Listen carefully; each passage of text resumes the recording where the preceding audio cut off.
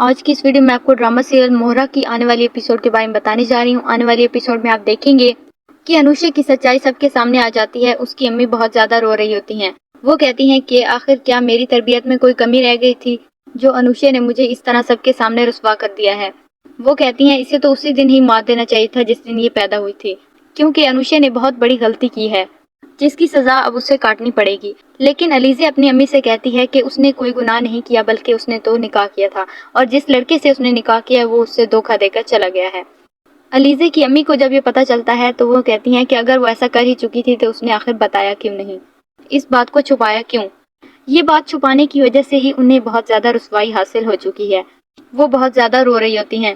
انوشا ان کے پاس آتی ہے، وہ ان سے کہتی ہے کہ امی آخر ایک بار میری بات سن لیں، تو وہ کہتی ہیں تم نے اس قابل ہی نہیں چھوڑا کہ تمہاری کوئی بات سنی جائے۔ وہ ان کے پاؤں پکڑ رہی ہوتی ہے کہ اسے معاف کر دیں، لیکن وہ اس کی کوئی بات نہیں سنتی اور وہاں سے چلی جاتی ہیں۔ پھر حمزہ کا ابو اسے کہتا ہے کہ میں اور تمہاری ماں چاہتے ہیں کہ تم امایا سے شادی کر لو، لیکن حمزہ ایسا نہیں چاہتا کیونکہ وہ امایا کو پسند نہیں کرتا۔ اس کے ذہن میں بار بار علیزہ کے خیال آ رہے ہوتے ہیں۔ وہ کہتا ہے کہ پتہ نہیں میں بار بار اس لڑکی کے بارے میں کیوں سوچ رہا ہوں، کیا کہیں وہ مجھے اچھی تو نہیں لگنے لگے، لیکن میں تو اتنا بھی نہیں جانتا کہ آخر وہ ہے کون، اس کا نام کیا ہے اور رہتی کہاں پر ہے۔ وہ علیزہ کے بارے میں بار بار سوچ رہا ہوتا ہے اور اسے بار بار علیزہ کے خیالات آ رہے ہوتے ہیں۔ اس کی امی اسے کہتی ہیں کہ تم نے اچھا نہیں کیا امایا کے ساتھ، تمہاری اس حرکت کی وجہ سے ہم سب گھر والے بہت زیادہ ہرٹ ہوئے ہیں، کیونکہ حمزہ نے امایا کو انکار کر دیا ہے شادی کرنے سے۔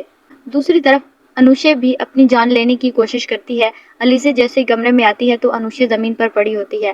وہ بھاگتی ہوئی اس کی طرف آتی ہے۔ علیزہ دیکھ کر بہت زیادہ پریشان ہو رہی ہوتی ہے اور وہ چلا رہی ہوتی ہے کہ آخر انوشا نے یہ کیا کر دیا ہے۔